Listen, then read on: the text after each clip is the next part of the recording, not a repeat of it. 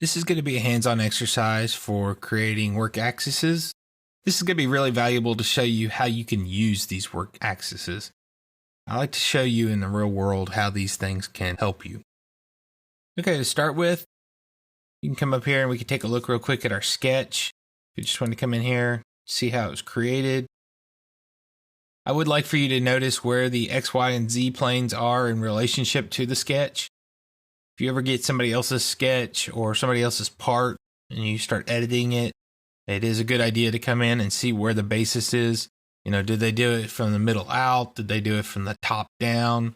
Where did they start this sketch and where is it in relationship to everything else? Sometimes, it's from the outside, they'll extrude it one way or the other. Sometimes they'll extrude it both ways out. It's important to know where this information comes from. So it's a good idea to come in here and look at sketch one and just to see what's in that sketch. So to start with, I'm going to come in here and I'm going to look at my x-axis. I'm going to turn that on so I can see it. Next, what I'm going to do is create a new 2D sketch. So I come up here and I select Create 2D Sketch. Then I'm going to click this endpoint here. And then I'm going to put a point right there where the axis and the sketch intersect each other there. And you'll notice by having the axis turned on, it automatically put that little point on there. So now I can say Finish, say Hole on that point. Let's say make it 7 millimeters, for example. Depth, let's go ahead and do a through all. You can see that it's going to go all the way through our part. Say OK.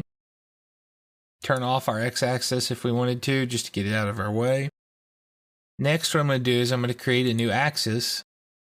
And I want to create it right here in the center of this plane. I have a couple ways of doing that. I can either go through a point.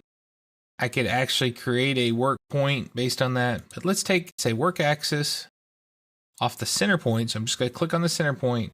Then I'm going to click on that face. If you'll notice, I didn't even have center point turned on. I didn't have to slice my part or anything. I just clicked on work axis, center point, and then that face. So now what I can do is create either new work point or a new 2D sketch on that face.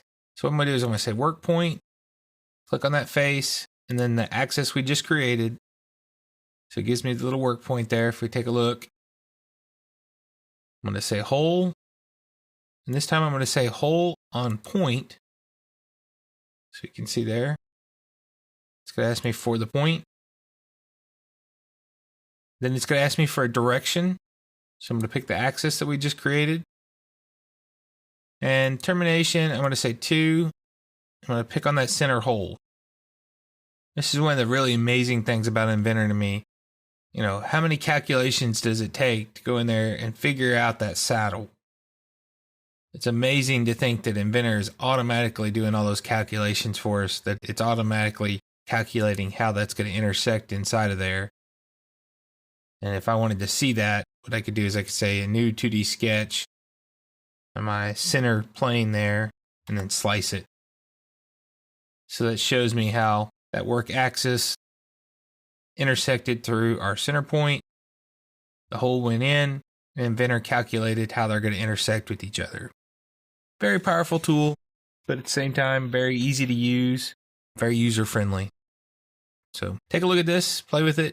I will save a second version and completed, and the first version will be incomplete so you can have a good starting point. So take a look at these and see what you can do.